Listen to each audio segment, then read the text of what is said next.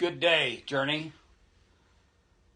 KP asked me to do something for the church, and Cheryl and I ran across this on Facebook, so we're going to start there. Why did Jesus fold the linen burial cloth after his resurrection? The Gospel of John 27 tells us that the napkin which was placed over the face of Jesus was not just thrown aside like the grave clothes. The Bible takes an entire verse to tell us that the napkin was neatly folded and was placed separate from the grave clothes. Early Sunday morning, while it was still dark, Mary Magdalene came to the tomb and found that the stone had been rolled away from the entrance. She ran and found Simon Peter and one other disciple, the one whom Jesus loved. She said they had taken the Lord's body out of the tomb, and I don't know where they put him. Peter and the other disciple ran to the tomb to see. The other disciple outran Peter and got there first. He stooped and looked in and saw the linen cloth lying there, but he didn't go in. Then Simon Peter arrived and went inside. He also noticed the linen wrappings lying there, while the cloth that had covered Jesus' head was folded up and lying to the side. Was that important? Absolutely. Is it really significant? Absolutely.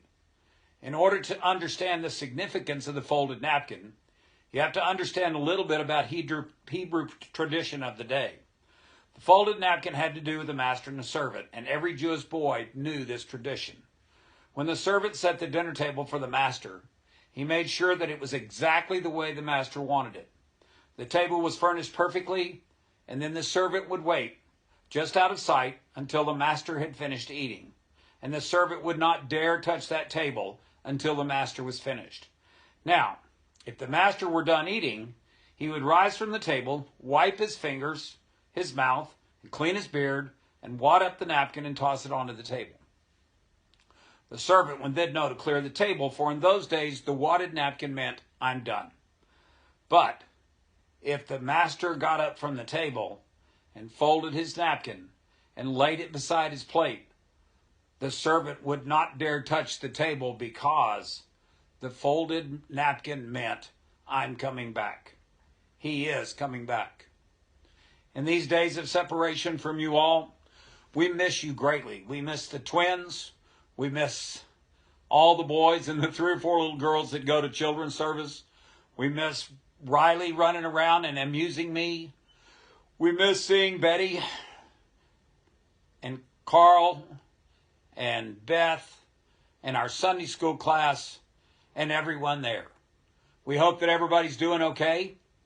The journey has come to mean a great deal to Cheryl and I. We left a large church with a large congregation, and yet when we think of church and what church means, the journey fills the bill. Nowhere else have we ever been in our 40 some odd years of marriage and being Methodist have we attended a place where church was so much the people and not just a building, which is a good thing because we don't have a building, but we could have a building. But that's not what this is about. This is about staying together even though we're apart.